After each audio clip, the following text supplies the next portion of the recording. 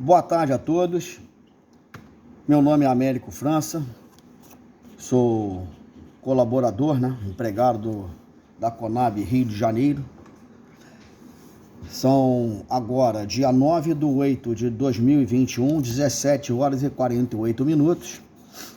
E eu gostaria de me pronunciar com os meus pares justamente quanto ao acordo coletivo de trabalho que nós iremos discutir no dia 13 do mês corrente. Por volta das 18h30 será a reunião da plenária, salvo o melhor juízo, Bem, gostaria de colocar então como sugestão para a discussão justamente o que segue. A reposição salarial. Por que eu propus aqui discutirmos a reposição salarial em torno de 20%? Porque nós estamos há 4 anos sem aumento. É claro que tudo aumentou, inclusive como álibi da pandemia, as coisas triplicaram, combustível, alimentos, enfim, muitas coisas que poderiam ter sido freadas para que nós pudéssemos atender a uma enfermidade tão assim significativa e tão relevante mundialmente, mas preferiram que os preços disparassem na pior hora possível. E nós estamos vendo algumas melhoras aí, de determinadas categorias, e não querendo atingir as categorias, mas sim dizer que o aumento de determinadas categorias aumentou significativamente. E essas categorias são justamente as que estão no topo, da nossa pirâmide de proletariado. Bem, então 20% seriam, como disse, 4 anos de aumento, uma base de 4% de aumento por ano, que seriam 16%, 4 anos, 4% a cada ano, 4 vezes 4, 16, com uma reposição salarial de mais 4%, que dariam os 20% de discussão. Eu acho que não é nada tão assim absurdo, porque nós temos que acompanhar e nós estamos, ao longo do tempo, nós estamos perdendo, certo? O nosso potencial, o nosso salário não está acompanhando a regra, a inflação. Essa é a grande realidade, Haja visto que eu disse logo no início, aumentos absurdos dos alimentos, aumentos absurdos do combustível, aumentos absurdos do gás de cozinha, enfim. E alguém disse que o nosso gás de cozinha, se não me engano, em meados de julho para cá, já estaria valendo aí o botijão de gás, uma base de R$40. E não é o que nós estamos vendo, Nós estamos vendo aí botijões de gás sendo vendidos a R$120. Bom, então eu acredito que até com o auxílio o emergencial, que parece que vai mudar de nome, vai haver uma nova roupagem no nome. Então é esse auxílio emergencial que se discute até um aumento de 50% no auxílio emergencial. Nada contra o auxílio emergencial, mas quem paga essa conta? Quem paga essa conta é o trabalhador, somos nós, certo? Nós é que pagamos auxílio emergencial, nós é que pagamos Bolsa Família, nós inclusive é que emprestamos o nosso dinheiro por através de um banco, de uma agência bancária, e que ele usa o nosso dinheiro, cobra um juros absurdo, e pela tabela price, juros sobre juros, E nós não temos no nosso investimento, assim, por exemplo, uma caderneta de poupança, nós não temos um investimento rentável na casa de 1%. Nós temos aí 0,34, 0,37 na caderneta de poupança. E esse dinheiro nosso, dos correntistas, nós correntistas, o banco repassa esse dinheiro até para nós mesmos, e com juros absurdos, pela tabela price, como eu disse, não é pela tabela americana, nem pela tabela alemã. Aqueles que conhecem da economia sabem do que eu estou falando. Bem, então eu acho que 20% seria de bom tamanho, não seria absurdo para ninguém, e nós estamos realmente sendo merecedores, como trabalhadores que alavancamos a economia, certo? Que estamos aí desenvolvendo, né? Ou tentando desenvolver um progresso para um país promissor, no caso, e nós não estamos vendo isso acontecer justamente para nós, proletariado, que pagamos impostos, que honramos nossos compromissos, quer dizer, pelo menos pensamos honrar os nossos compromissos, porque nós tentamos fazer isso, né? Porque é uma carga muito grande nas costas do proletariado. Bom, o segundo item seria o sais. Bom, se fala muito em Casa Embrapa, e a Casa Embrapa, que eu saiba, esta Casa Embrapa, tão falada, ela ainda não saiu do papel na situação do acordo, certo, coletivo. E muito me deixa, assim, perplexo, porque nós estamos, independente de faixas salariais, a categoria, né, dos funcionários da Conab, já estão contribuindo com 50%, né, já estão com a participação de 50% no sistema de auxílio à saúde, ou serviço de auxílio à saúde. Enfim, então eu não vejo o porquê de estarmos participando. Parece que isso caiu como uma luva, o álibi da Casa Embrapa, da discussão da Casa Embrapa, e que aí resolveram, então, diminuir um pouco da despesa, né, afunilando para que o empregado possa participar mais, possa pagar mais, possa colaborar com mais, independente das faixas salariais, que eu acho muito, muito triste, né? Porque colegas que ganham bem menos, em determinadas situações, vão estar participando com 50% do valor daquele serviço em que todos, né, precisem, ou aqueles que precisem vão pagar tanto quanto. Eu não vejo o porquê. A Casa Embrapa ainda não saiu do papel, salvo engano, não saiu do papel. O outro item que vai ser discutido, que eu gostaria, né, de discutir e que gostaria da apreciação dos nossos colegas, é o PDI. Bom, o plano de demissão voluntária, né, PDVI, ou plano de demissão incentivada, certo? Ambos nomes que tenham, eu acredito que, pelo tempo de serviço que nós, colaboradores, dedicamos a qualquer que seja a empresa, né, dedicamos, né, por isso eu estou dizendo, dedicamos, deveria ser justamente um prêmio, esse plano de demissão, um prêmio. Muito obrigado pelos bons serviços prestados. E eu acho que nada seria absurdo se nós pedíssemos, independente da categoria, da faixa salarial, já que o SAIS, ele abrange todo mundo na participação de 50%, então eu acho que o PDVI deveria ser na casa de R$500 mil.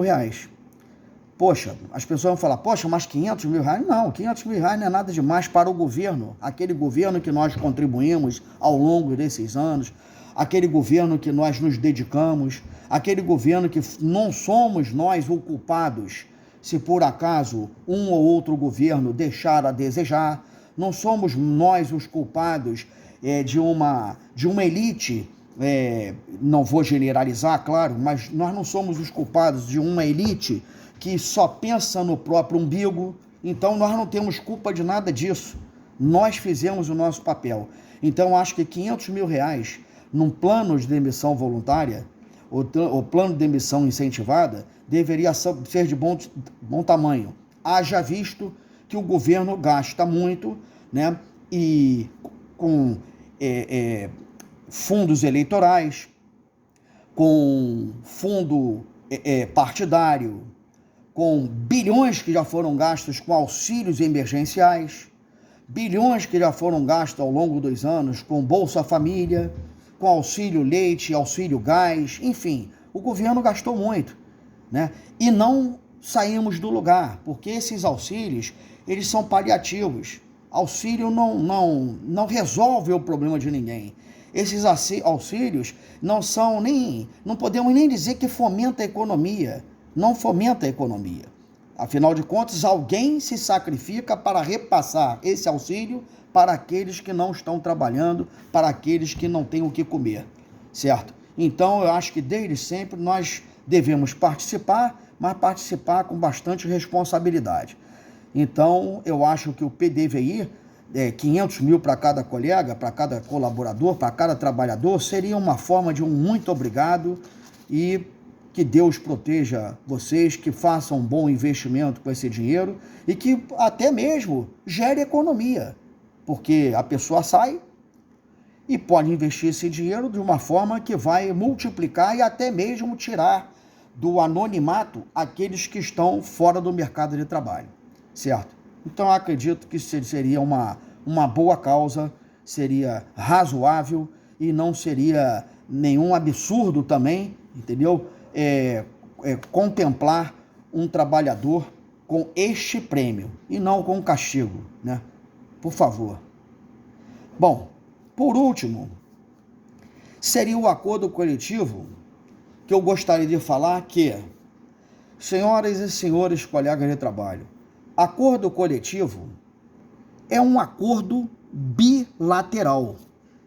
Não existe acordo unilateral. Portanto, não se pode tirar direitos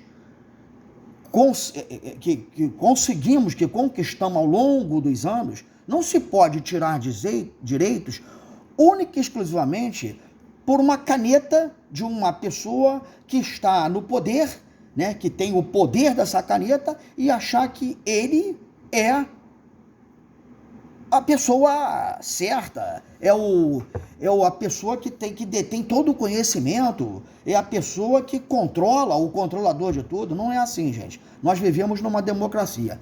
Até que nos prove o contrário, o Brasil ainda é uma democracia. O nosso país ainda é uma democracia.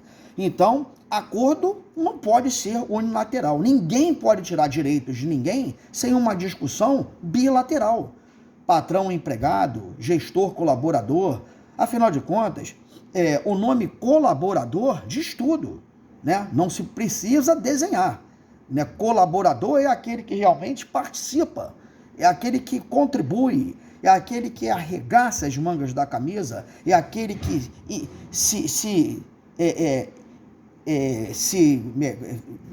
coloca uma roupagem, né, para justamente defender aquela bandeira, aquela empresa, aquela instituição.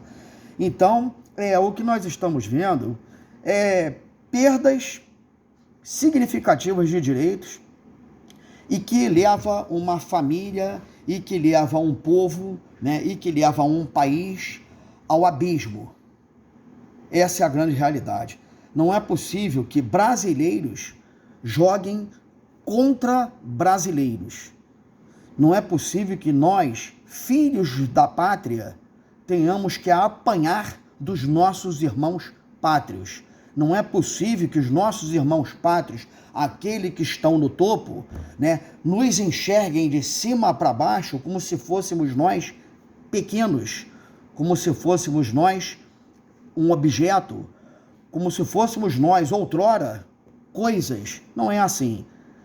Nós não podemos ser julgados como escravos do trabalho. Nós temos dignidade e nós estamos aí, como disse, para colaborar. Por isso nos chamam de colaboradores. Então não é possível que algumas cabeças pensantes ainda tenham essa visão de uma mais-valia, certo? Que é o primeiro eu, segundo eu, terceiro eu, quarto eu, 20º eu, que sobrar proletariado. Divide-se com o proletariado. Isso é a mais-valia. E nós não estamos em tempos de mais-valia. Estamos em pleno século XXI, onde muitos dizem que nós estamos caminhando para o progresso. Só que esse progresso não vem. Esse progresso demora muito tempo, né, para a gente poder enxergar uma luz no fim do túnel desse progresso. Então, por último, seria isso. Acordo coletivo ou qualquer acordo ou qualquer contrato é um contrato, é um acordo bilateral. Não pode ser unilateral. Não existe isso. Senão não é acordo, né? Nós podemos dar um outro nome para esse tipo de absurdo. Isso seria um absurdo. Não vou me estender mais, porque acho que deu para os colegas entenderem que isso está na pauta, deverá entrar na pauta do acordo coletivo nosso, da discussão, uma discussão saudável, uma discussão sem ofensas, uma discussão sem alfinetar ninguém, mas simplesmente uma discussão para alertar, para fazer com que aqueles que estão cochilando, que eles acordem para a realidade. Não existe oferta sem procura, ou vice-versa. Não existe procura sem oferta, né? Então, não existe empresa sem empregados, não existe empresa, instituições, aziendas sem colaboradores, sem servidores, sem trabalhadores, sem empregados, enfim. Então, uma coisa é a contrapartida de outra. Se a economia vai mal, é porque um dos polos está órfão. Essa é a grande realidade. Uma boa tarde a todos. Desculpe por ter me estendido, certo? Mas acho que é por uma causa justa.